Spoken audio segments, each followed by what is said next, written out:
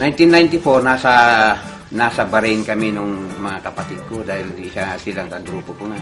Nakaramdam ako ng pananakit dito at saka namamanhid itong kanan na legs ko. Saka dito sa puwet parang may tumutusok, parang may nakabara. Hindi ako mapalagay dahil masakit talaga. Ngayon, may inom ako ng pain reliever, mamaya mawala, tapos babalik na naman yan. Naramdaman, hindi ko na kaya yung sakit. Parang sumusuka na ako na isang nararamdaman ko dahil masakit. Nagpasama ako sa ospital.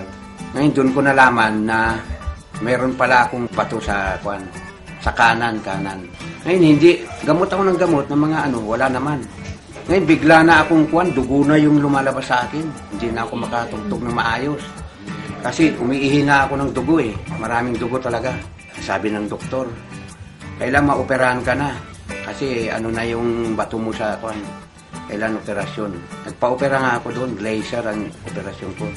3 araw ko sa ospital. Pagkatapos natapos yung kontrata namin, nakalabas na kami, uwi na kami ng Pilipinas. Akala ko, wala na yung bato.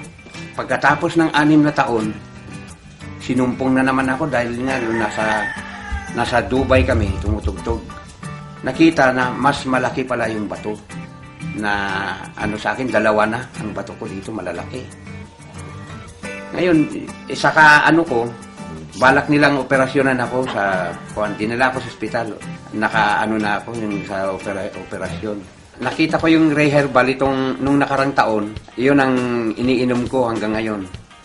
Kaya yun ang nagpa sa sakit ko at saka yung mga bato sa kidney ko. Hanggang sa 3 buwan yun, naglabasan nawala yung mga sakit ko, pati bato lumabas, mga after 3 months. Pero continuous na umiinom ako. Malakas po ako, malakas ako nakakatrabaho na ako. Tapos nawala yung mga sakit na nararamdaman ko. Pagka nakainom ka ng Ray Herbal na yung ihi mo malakas na lumilinis yung ihi. Dati brown ang ihi ko, pula minsan. May halong dugo. Pero ngayon, maganda na. Lumakas talaga yung katawan ko. Pati pagkain ko, gumana akong kumain. Dati wala, nasa kama na lang ako eh. Parang wala na akong ganang kumain. Ngayon, umiinom ako ng Ray Herbal, lumakas ang katawan ko.